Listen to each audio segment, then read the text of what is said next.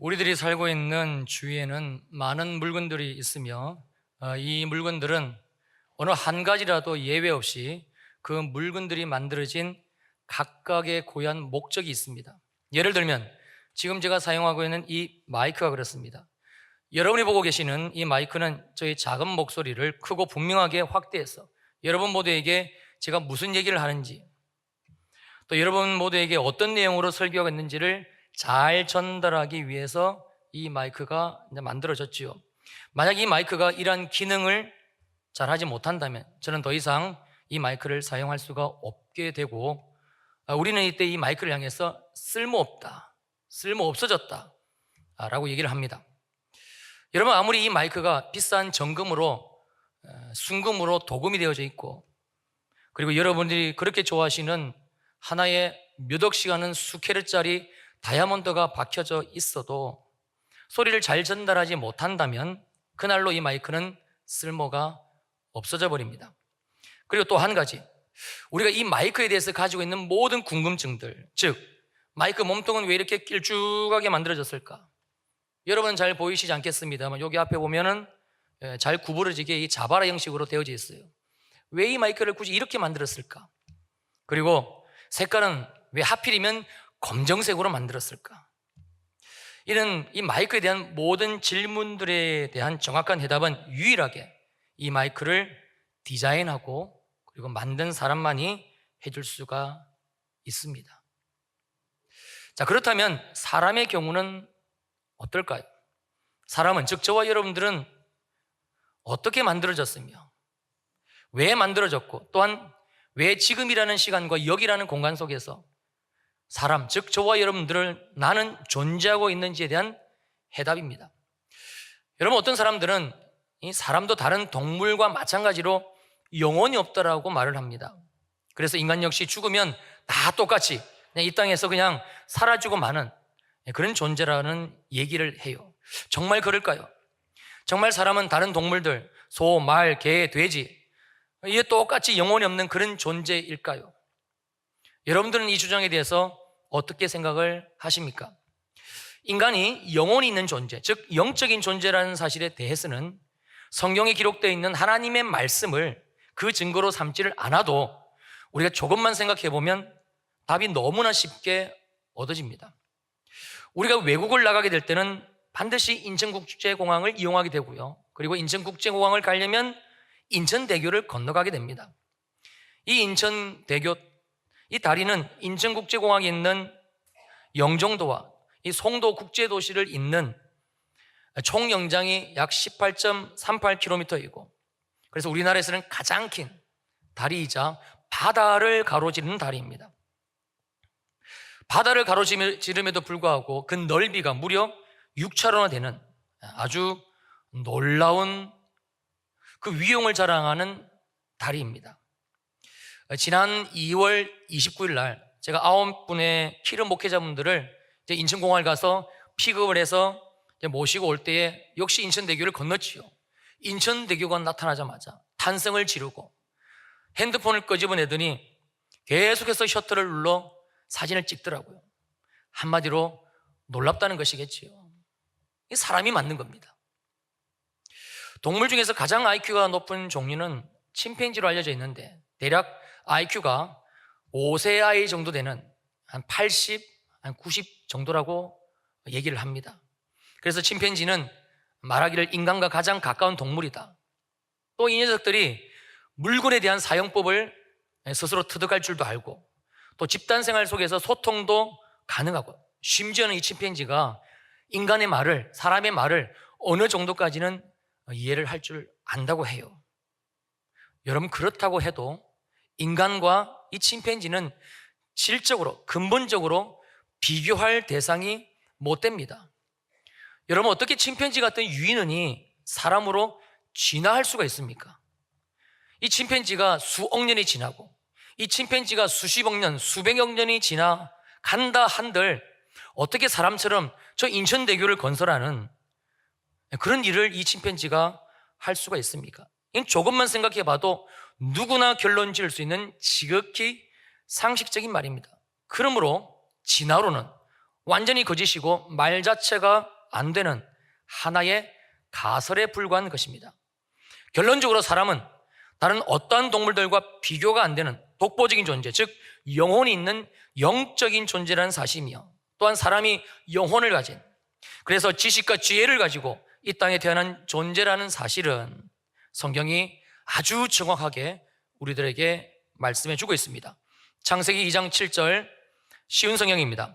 그때 여호와 하나님께서 땅의 흙으로 사람을 지으셨습니다. 그리고 사람의 코에 생명의 숨을 불어 넣으시니 사람이 생명체가 되었습니다. 그렇다면 여기에서 언급하고 있는 생명의 숨, 즉 여호와 하나님이 직접 사람의 코를 통해서 불어 넣어주신 이 생명의 숨이 무엇인가? 창세기 1장 27절입니다. 하나님이 자기 형상 곧 하나님의 형상대로 사람을 창조하시되 남자와 여자를 창조하셨다. 바로 하나님의 형상, 하나님의 이미지, 즉 영이신 하나님의 모습, 우리의 영혼을 말씀하는 것입니다. 어떻게 이해가 되시는지요? 하나님이 모든 지혜와 총명을 우리들에게 넘치게 하사 이 분명한 창조의 뜻을 알게 해주시기를 주님 이름으로 축원합니다. 그러니까 하나님이 우리 인생을 직접 창조하셨는데 그냥 겉모습만 만드신 것이 아니라 우리의 속에 영이신 하나님의 모습대로 우리의 영혼을 하나님의 생명으로 불어 넣어주시고 그리고 만드셨다는 말씀입니다. 그래서 유일하게 인간만이 영혼을 가진 존재가 되었고, 또한 사람만이 하나님을 알 수 있고 하나님을 경배할 수 있고 하나님을 깨달을 수 있는 그런 존재가, 그런 피조물이, 그런 생명체가 되었다라는 것입니다. 그렇다면 두 번째, 하나님이 우리 인생을 창조하셨다고 말씀하시는데 왜 창조하셨는가? 하나님이 우리를, 사람을 왜 이 땅 가운데 존재케 하셨는가라는 목적입니다. 창세기 1장 28절 말씀입니다. 하나님이 그들에게 복을 주시어 하나님이 그들에게 이르시되 생육하고 번성하여 땅에 충만하라. 땅을 정복하라. 바다의 물고기와 하늘의 새와 땅에 움직이는 모든 생물을 다스리라 하시니라.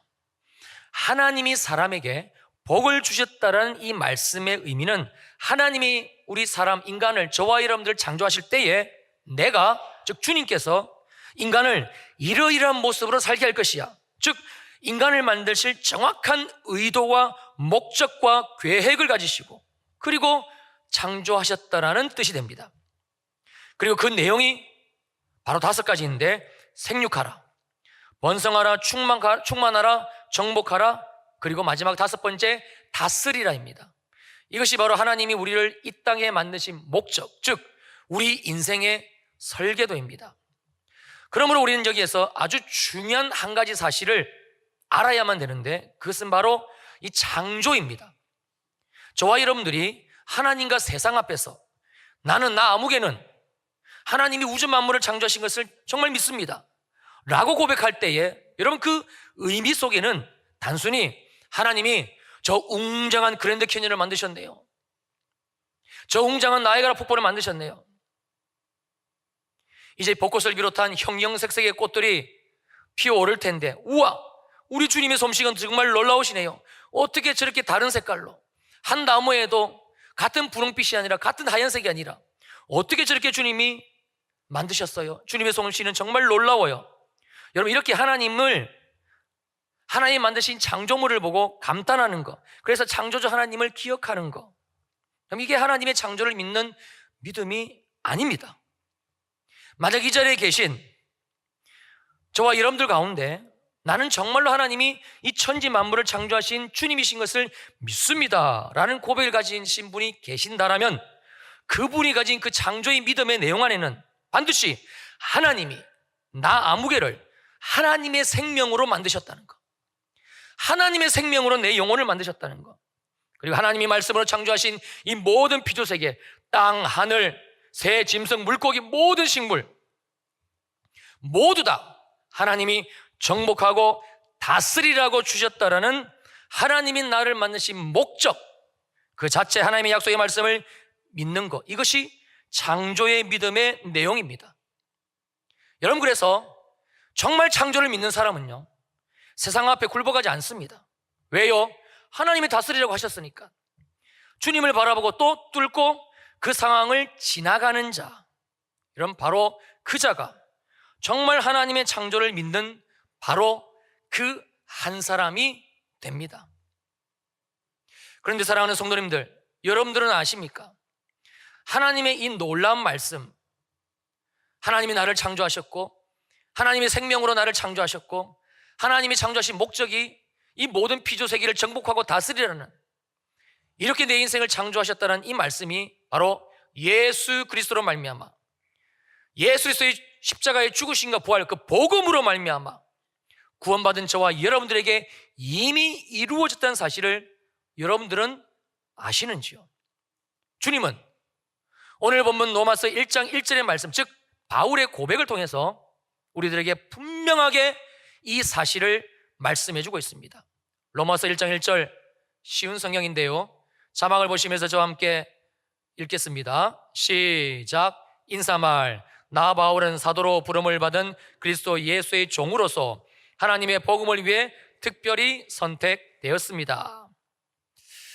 자, 로마서 1장 1절의 말씀은 우리가 방금 읽은 대로 인사말입니다. 로마서가 로마 교회에 보내는 편지라 편지가 가지고 있는 형식을 로마서는 그대로 가지고 있기 때문에 분명 이 1절의 말씀은 바울이 로마 교회 성도들에게 보내는 인사말이 맞습니다.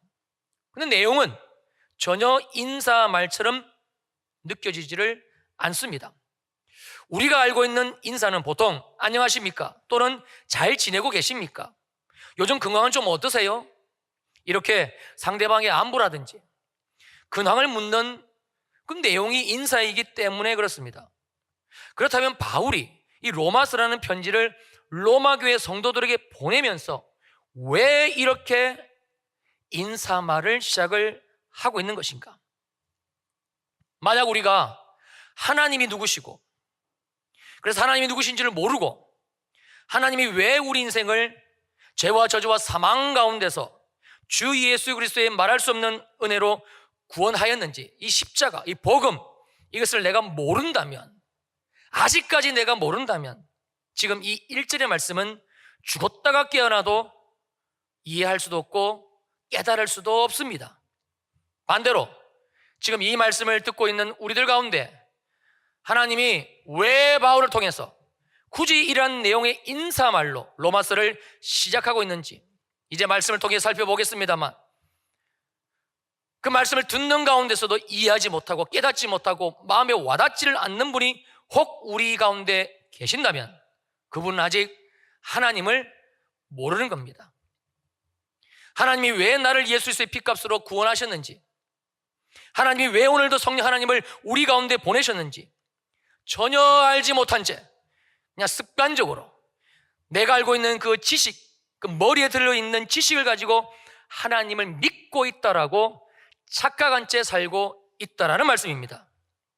주일날 이렇게 교회에 나와 하나님을 예배하면서도 전혀 예배 감격도 없고 예배 기쁨도 없는 지극히 형식적이고 그리고 가식적인 신앙, 죽은 믿음, 껍데기와 형식뿐이라는 말씀입니다. 그러므로 오늘 이 말씀은 지금 이 예배의 자리에 나온 우리들 모두에게 있어서는 대단히 중요한 말씀이 되는 것입니다.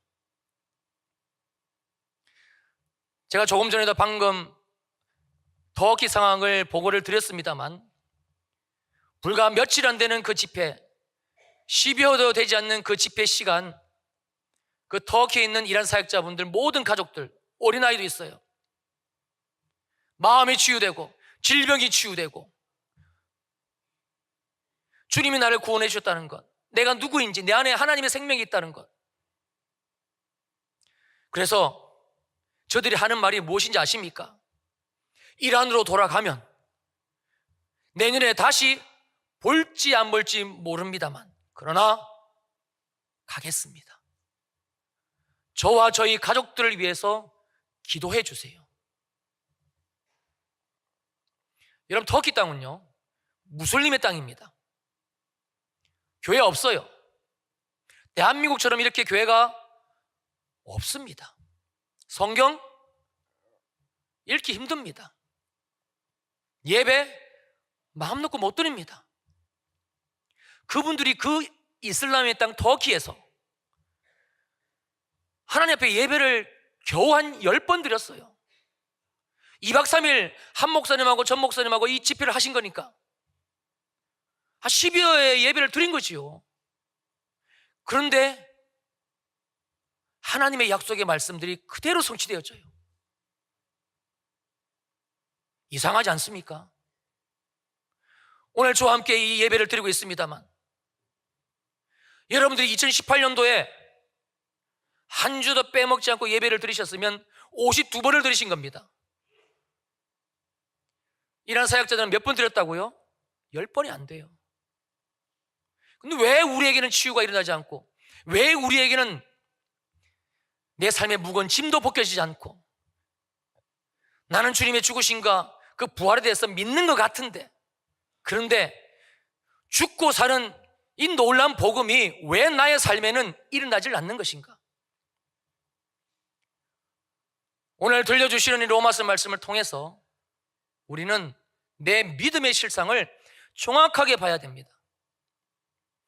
오늘 제가 여러분들에게 드리는 말씀은 위로와 위안의 말씀이 아닙니다. 하나님이 기도하는 가운데 제게 들려주신 이 말씀은 연목사야, 이 말씀은 성도들에게 불이 될 것이고, 성도들에게 방망이가 될 것이고, 성도들에게 칼이 되어서 찔러 쪼개는 역사가 있게 될 것이라고 말씀해 주셨습니다. 아프십니까?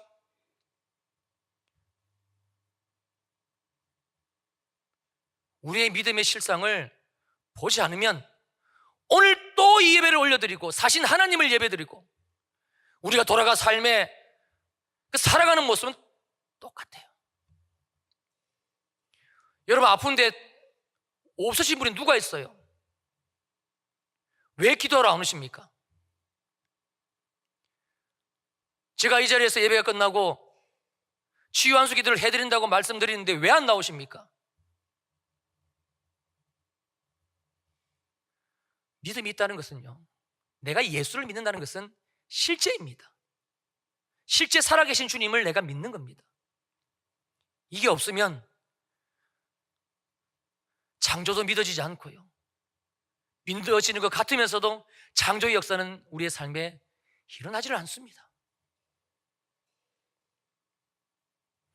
오늘 본문이 기록된 로마서 1장은 1절부터 17절까지가 이 서론에 해당이 되고, 바울은 이 서론에서 가장 중요한 몇 가지를 다루고 있는데, 그 중에 첫 번째가 복음이 무엇인지에 대한 내용이며, 사실 이 복음에 대한 내용보다 훨씬 중요한 것은 하나님이 왜 이 복음을 로마서를 통해서, 바울을 통해 로마 교회 성도들에게 주시고 계시는가, 즉 하나님의 마음입니다.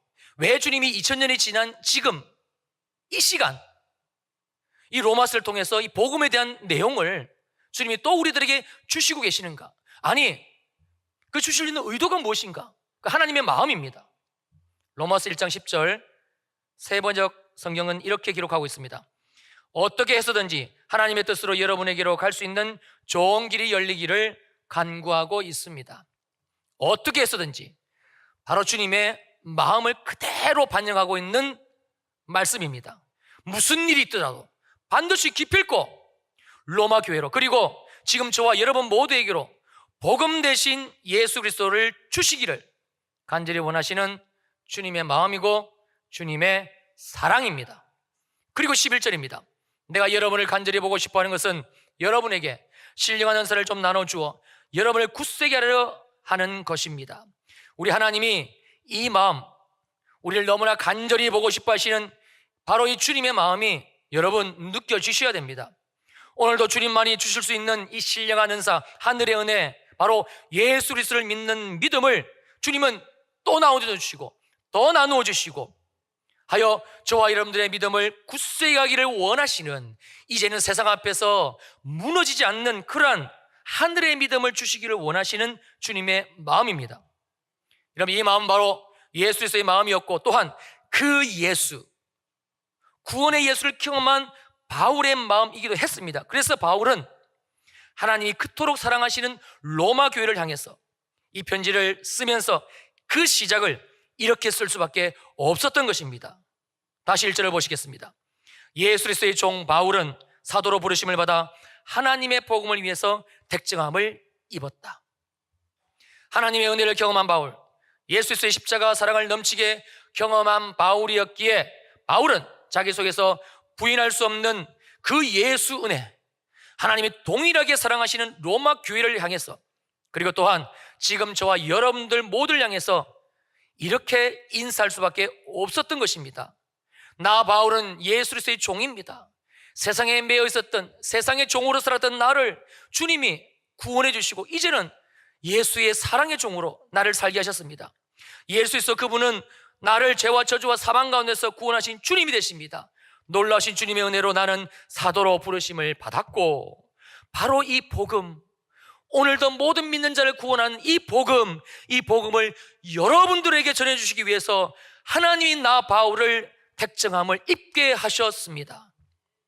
그리고 이러한 바울의 마음을 우리는 6절에서 더 분명하게 확인할 수가 있습니다.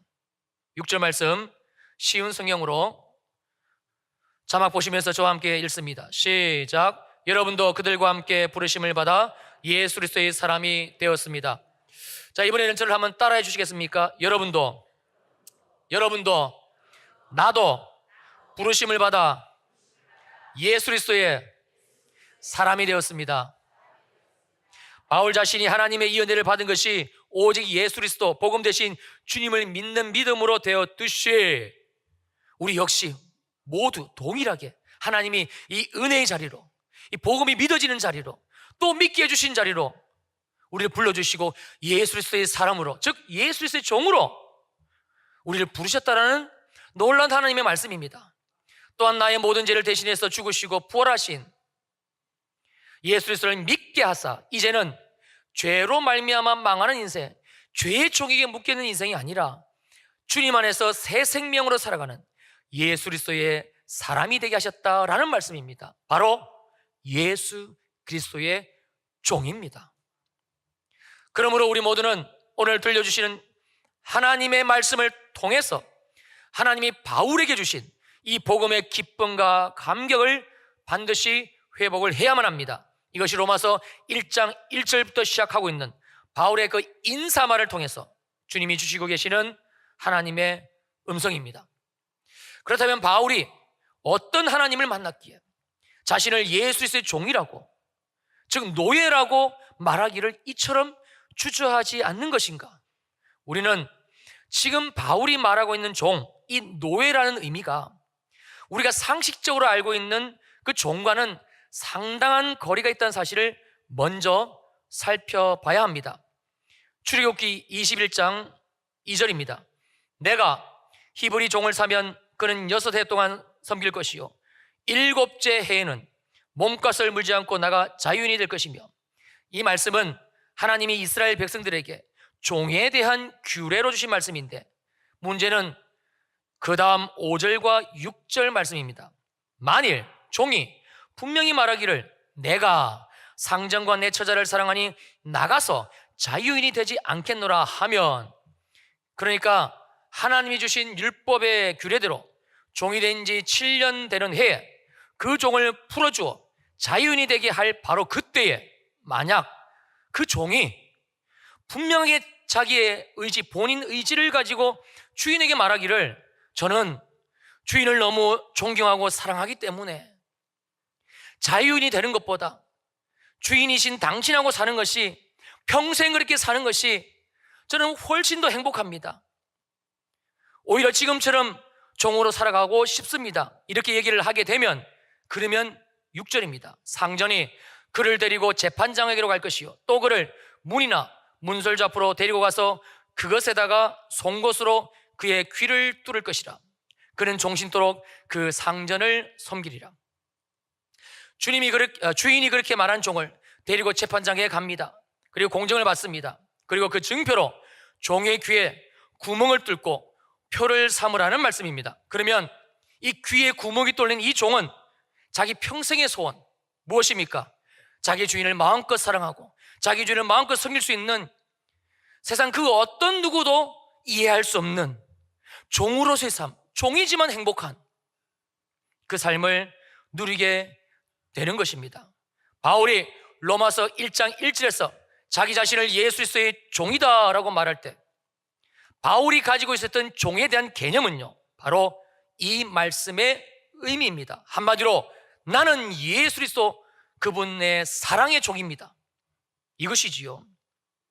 다른 사람들이 봐서는 이해도 안 되고 납득도 안 되는 단어가 이 종, 노예라는 단어입니다. 그런데 바울은요, 조금 더 주저하지 않고 이 서신서의 첫 마디, 그 인사말에서 자기 자신을 예수 그리스도의 종이라고 주저함 없이 말하고 있습니다. 얼마나 말하고 싶었으면, 내가 예수 그리스도의 종입니다, 여러분. 로마교회 성도 여러분, 내가 예수를 만나고 보니까, 구원을 받고 보니까, 복음을 내가 경험하다 보니까 하나님이 내 인생을 얼마나 이렇게 축복하시는지 모릅니다. 나는 예수 그리스도의 종입니다. 얼마나 말하고 싶었으면 인사말을 그렇게 했을까요? 단 한 번도 만나본 적이 없는 로마교회 성도들, 일면식도 없는 그들에게 자기 자신 안에 있는 이 예수 그리스도를 얼마나 이 바울이 알려주고 싶었으면 그 편지 시작을 이렇게 시작하고 있을까요? 여러분들은 이 바울의 마음 이해가 되시는지요? 와닿으시는지요? 이해가 돼야 됩니다. 이렇게까지밖에 말할 수 없는 바울의 그 마음이 우리의 심장을, 우리의 마음을 다시 설레게 만들어야 됩니다. 얼마 전부터 담임 목사님 가지고 계신 핸드폰 SNS 프사 사진이 바뀌었습니다. 프사가 뭔지는 아시죠? 프로필 사진의 준말인데 그 SNS 대문 사진을 말합니다. 뭘로 바뀌었나? 바로 손녀 사진입니다. 왜 그러셨을까? 특별히 손주가 있으신 분들은 담임 목사님의 마음을 100% 공감하실 텐데요. 바로 사랑입니다. 보고 또 봐도 계속 보고 싶은 마음, 주고 또 줘도 더 주고 싶은 마음, 여러분 바로 사랑입니다. 같이 있는 시간은 얼마나 빨리 가는지, 조금이라도 떨어져 있으면 왜 시간이 그렇게 긴지, 그리고 또 보고 싶은지 틀림없는 사랑입니다. 제가 담임 목사님 네 분을 이렇게 뵈면서 제가 마음속으로 내린 결론은 저 두 분은 여지없는 손녀의 종이다.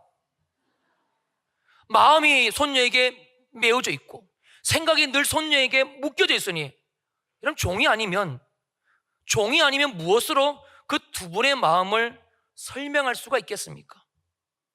정말 이상하지요? 이 비정상적이고도 납득이 안 가는 이 두 분의 삶이, 손녀에게 종으로 메어 있는 그 두 분의 모습이 그 이면에 감추어져 있는 그 사랑 때문에, 그 사랑하는 마음 때문에 늘 종처럼 마음도 메어 있고 생각도 메어 있고, 마음과 생각이 메어 있으니까 놀랍게도 이 돈도 메어져 있더라고요. 그냥 나가요. 그런데 그럼에도 불구하고 얼마나 행복해 하시는지 모릅니다. 그냥 손녀를 볼 때마다, 사진으로 볼 때마다 제가 그렇게 전 목사님에게 손녀 자랑하시려면 마늘을 내어놓으십시오.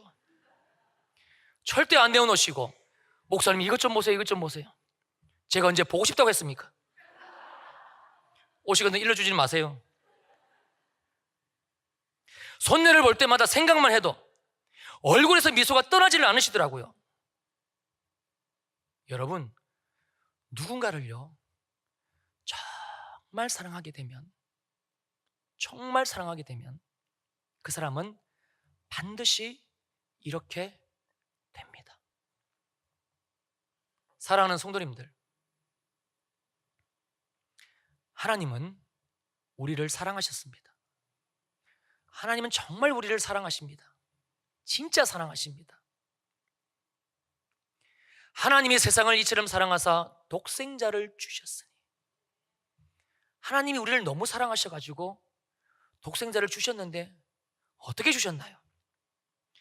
하나밖에 없는 품속의 독생자, 그 아들 예수 그리스도를 피조물인 인간의 몸을 입히고 이 땅에 보내주시고, 그것도 모자라 인간의 손에 발가벗기게 하시고 침뱉음을 당하게 하시고 십자가에 제물되어 죽이시기까지, 피를 다 쏟기까지 그렇게 우리를 사랑하셨습니다. 그리고 그 예수 그리스도의 십자가의 죽으심과 부활로 말미암아 저와 여러분들을 죄와 저주와 사망 가운데서 구원하신 분 하나님이십니다.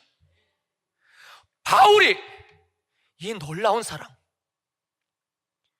이 복음을 경험하고 나니까, 정말 예수를 경험하고 나니까, 그의 삶에서 예수가 누구인지를 알고 나니까 로마 교회의 성도들에게 이렇게밖에 편지를 쓸 수가 밖에 없는 겁니다. 이론이 아니더라고요. 교리도 아니더라고요. 지식도 아니고. 바울은 정말 그 사랑을 받았습니다. 그의 삶에서 나를 위해서 죽으신 그 십자가의 사랑, 부활하사 영원한 생명, 새 생명을 주신 하나님의 사랑을 경험한 것입니다.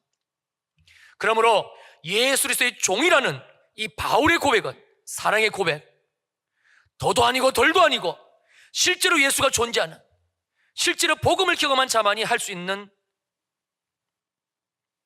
하나님을 안자가 고백하는 바로 믿음의 고백, 그것입니다.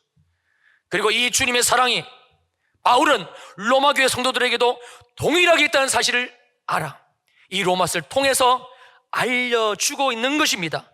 그리고 성령 하나님은 이 시간 이 말씀을 통해서 또한 저와 여러분 모두에게 주 예수 그리스도의 그 사랑이 똑같이 있다는 사실을 말씀해주고 있는 것입니다. 평촌일의 교회 여러분 모두 똑같이 부르심을 받아 예수 그리스도의 사람 곧 예수 그리스도의 종이 되었습니다. 할렐루야. 정말 놀랍지 않습니까? 이것이 이 말씀을 오늘 우리들에게 주시고 계시는 하나님의 마음이고 뜻입니다. 그리고 오늘 보면 마지막 7절에서 주님은 우리를 향하신 주님의 마음을 이렇게 말씀하시며 마무리를 하고 있습니다. 하나님의 사랑을 받아 성도로 부름을 받게 된 평촌일의 교회 모든 분들에게 하나님 우리 아버지와 주 예수 그리스도로부터 은혜와 평강이 늘 넘치게 될 것입니다. 그리고 주님은 지금 저와 여러분 모두에게 다시 한번 예수 그리스도의 종으로, 즉 예수 그리스도의 사람으로 우리를 이 자리에서 이 말씀을 통해, 그리고 우리 가운데 성령 하나님의 감화 감동을 통해 지금 우리를 부르고 계십니다. 제가 전할 수 있는 것은 여기까지입니다. 사랑하는 성도님들, 이제는 우리가 주님께 대답을 해야 될 시간입니다. 어떻게 하시겠습니까? 여러분 어떻게 하시겠습니까? 또다시 여러분의 삶의 옛 모습으로 돌아가시겠습니까? 아니면 주님, 나를 위해서 죽으시고 나의 죄를 사하여 주시고 나를 위해 부활하사 새 생명 주신 주님, 나는 죽고 예수로 사는 이 복음을 이제 내가 정말 믿겠습니다. 생명의 성령님 내게 찾아와 주시고 그리고 이 복음으로 나를 새롭게 하여 주시옵소서. 놀라운 사실은요, 우리가 이 복음을 주님 앞에 믿음으로 고백할 때마다 그 사람에게는, 그 사람의 인생에게는 반드시 약속하신 이 하나님의 회복, 사랑, 은혜, 치유 일어나게 되어져 있습니다. 우리 찬양으로 고백하시면서 주님께 이 마음을 올려드릴 수 있기를 원합니다. 다 같이 자리에서 일어나시겠습니다.